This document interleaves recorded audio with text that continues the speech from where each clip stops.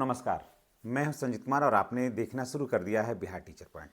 दोस्तों, आज बात करेंगे कि बीपीएससी वाले जो शिक्षक हैं उनको 7 पे का लाभ मिलेगा या नहीं मिलेगा, और साथ साथ में विशिष्ट शिक्षकों के संबंध में भी कोर्ट ने क्या कहा है, खास करके सरकार ने, इसके बारे में हम पूरा चर्चा करेंगे। क्या बीपीएससी वाले शिक्षकों को 7 पे का लाभ मिल रहा है या नहीं मिल रहा है, ये सारी बातों की जानकारी हम आपके साथ शेयर करेंगे। और कोर्ट में क्या कुछ हुआ, वो एक दिन और मैंने वीडियो बनाया था, लेकिन उस दिन मैं पूरे बातों को समाहित नहीं कर पाया था। आज मैं पूरा जो 16 पेज का हलफनामा इसमें से जो निकला था, उसका हम कुछ मेन बिंदु जो है उसे हम आपके पास लेकर के आए हैं।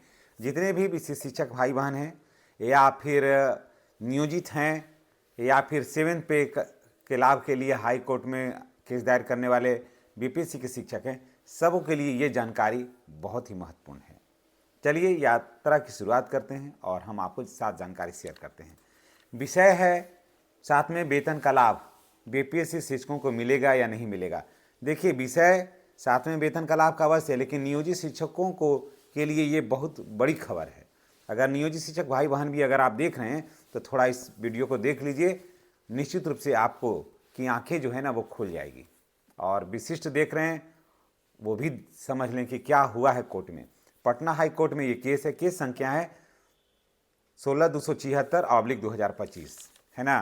केसकर्ता कौन है? Amar Kumar son of late Bansh Kumar Lal. समझ गए? आई कब हुआ था ये केस जो है वो हुआ था, ये फाइलिंग हुआ था 11 सितंबर 2025 को। समझ गए? 11 सितंबर 2025 को ये फाइलिंग हुआ था और ये रजिस्टर्ड हुआ था 27 सितंबर 2025 को। इसको रजिस्ट्रेशन हो गया था इस केस का 27 सितंबर 2025 को, और केस है ये फ्रेश, और एक्शन इस पर हुआ था, यानी सुनवाई जो हुई थी वो 27 जनवरी को हुई थी। नेक्स्ट डेट जो है वो 3 फरवरी को मिला है। अब आपको हम बताते हैं कि 27 तारीख को क्या हुआ था, कोर्ट में क्या हुआ, क्या दलीलें दी गई सरकार की तरफ से, कोर्ट ने क्या कहा और शिक्षकों की क्या मांगे थी, इस पर आज हम चर्चा करते हैं। केसकर्ता ने ये कोर्ट से मांग किया था कि ये मैंने याचिका दायर किया था कि हमें, यानी कि बीपीएससी शिक्षकों को 7 पे का लाभ मिलना चाहिए। कारण कि 7 पे का लाभ मिलेगा तब ना 8 पे का लाभ मिलेगा, अभी नहीं मिलेगा तो नहीं मिलेगा। तो देखिए, सरकार उसमें दलील दी कि नियमावली 2023 के तहत इनकी नियुक्ति हुई है ना, और ये नियुक्ति अलग है, और पुराने शिक्षकों से इनका तुलना करना, यानी पुराने शिक्षकों से बीपीएससी वाले शिक्षकों का तुलना करना या विशिष्ट शिक्षकों का तुलना करना अलग है। सभी के नियोजित शिक्षकों की नियमावली अलग है, बीपीएससी वाले शिक्षकों की नियमावली अलग है और विशिष्ट शिक्षकों की नियमावली अलग है। समूह का नियमावली जो है वो अलग अलग है। अब देखिए, बीपीएससी और विशिष्ट शिक्षकों का वेतन उन्हीं नियमावली के तहत पे होगा तो जिनके तहत उनकी नियुक्ति हुई है। ये कहना है सरकार का कि चाहे वो बीपीएससी के शिक्षक हों या विशिष्ट शिक्षक हों, इन लोगों का वेतन का भुगतान जो है उसी आधार पर होगा जिस आधार पर इनकी नियुक्ति हुई है। ये बात सही है ना। अब देखिए, अब आगे बढ़ते हैं। मांग था इनमें, इसमें जोड़ा भी गया था कि समान काम समान वेतन का भी मांग था, पर सरकार ने यह दलील दिया कि समान काम समान वेतन उसी पर लागू होता है जब नियोक्ता समान हो, दूसरा कैडर समान हो, तीसरा कर्तव्य और जिम्मेवारियां जो है वो समान हो, और चौथा सेवा शर्तें समान हो और नियोजित हों। ये बात हुई है विशिष्ट और बीपीएससी का, इसमें चारों में अंतर है। न नियोक्ता समान है, कैडर भी समान नहीं है, कर्तव्य और जिम्मेवारियां भी समान नहीं है, सेवा शर्त भी अलग अलग है। इनका सेवा शर्त 2023 है, 24 है, तो इन सेवा शर्तों के आधार पर इन लोगों का होगा, इसलिए यहाँ पर इनकी मांगे मानना जायज नहीं है और इनको किसी भी कीमत पर समान काम समान वेतन नहीं दिया जा सकता है। ऐसा इनके नियमावली में है ही नहीं। जब नियमावली में नहीं है तो इस तरह की मांग करना न्यायोचित नहीं है ना। साफ कहा कि इस तरह का मांग मानना न्यायोचित नहीं है। अब देखिए, 16 पेज का हलफनामा है, समझ गए? 16 पेज का हलफनामा है, उसमें 17 नंबर का एक महत्वपूर्ण बात है। उसमें देखिए कहा गया है कि सेवाकर्ता ने सारे नियम और नियमावली को पढ़ करके, बात को बढ़िया से समझ लीजिए, 16 पेज का हलफनामा है, उसमें से 17 नंबर में जो महत्वपूर्ण बातें, कई कई बातें उसमें 17 नंबर में जो महत्वपूर्ण बातें उसमें कहा गया है कि सेवाकर्ता ने सारे नियमों और नियमावली को पढ़कर समझ लिया है, उसके बाद इन लोगों ने आवेदन किया है। समझ गए? पूरे नियमावली को इन लोगों ने पढ़ा समझा, समझने के बाद इन लोगों ने आवेदन किया है और उसके बाद सेवा में ये लोग शामिल हुए हैं। समझ गए?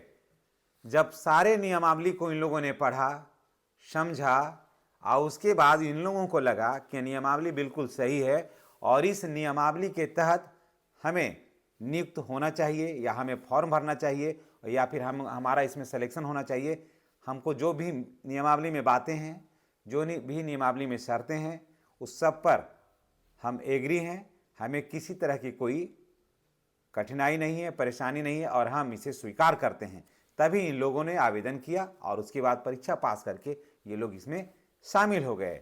अब देखिए, कोर्ट ने कहा कि एक बार सेवा शर्तें स्वीकार कर लेने के बाद, अब आगे देखिए, यहां देखिए कितना महत्वपूर्ण बात है। कोर्ट ने कहा कि एक बार सेवा शर्तें स्वीकार कर लेने के बाद आप चुनौती नहीं दे सकते हैं। जब यानी कि आपने जो नियमावली को पढ़ा, नियमावली को समझा, समझ करके आपने आवेदन किया, आवेदन को देने के बाद आपने परीक्षा दिया, परीक्षा के बाद आपकी नियुक्ति हो गई, जब सारा कुछ सेवा शर्त आपने स्वीकार कर लिया तो आप इसकी चुनौती आप नहीं दे सकते हैं। अगर आप चुनौती देते हैं तो आप गलत कर रहे हैं, चुनौती आपको देना नहीं है। अब देखिए क्या है, सरकार का कहना है कि इन शिक्षकों को 7वें या 8वें वेतन की मांग करना न्यायोचित नहीं है, ये सरकार का कहना है। और अब देखिए, अगर 7वें वेतन का लाभ अभी नहीं मिलेगा तो 8वें वेतन का लाभ फिर नहीं मिलेगा।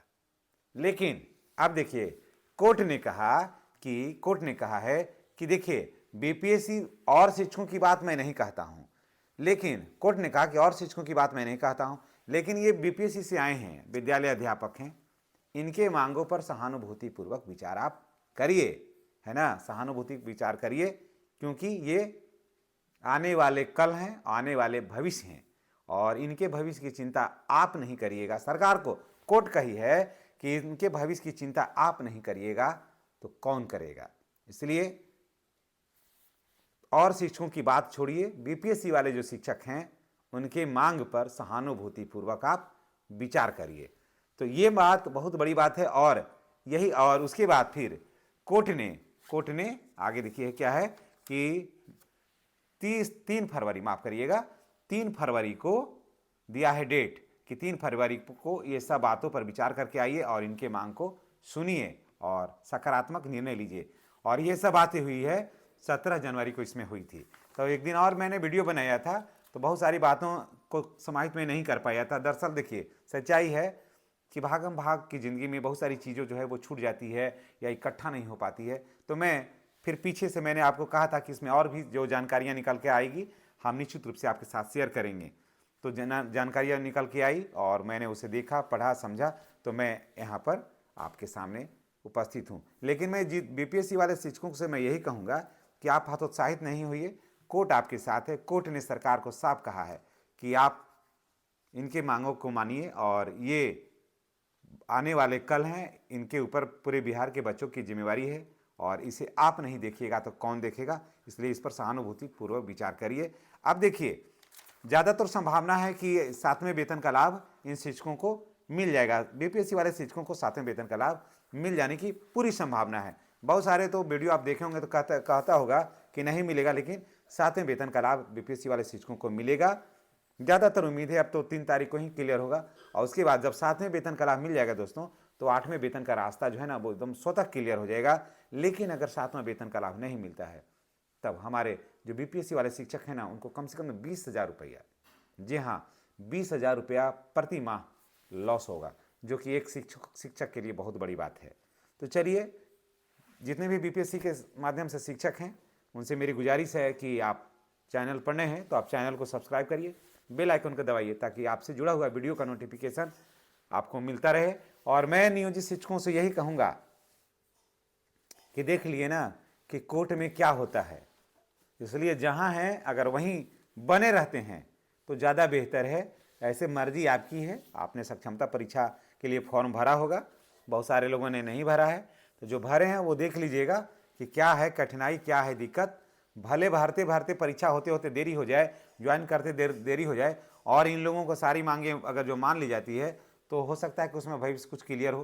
तो बाकी सारा तो मर्जी, देखिए सब कुछ सरकार के पाले में, सरकार जो चाहेगी वो होगा, समझ गए।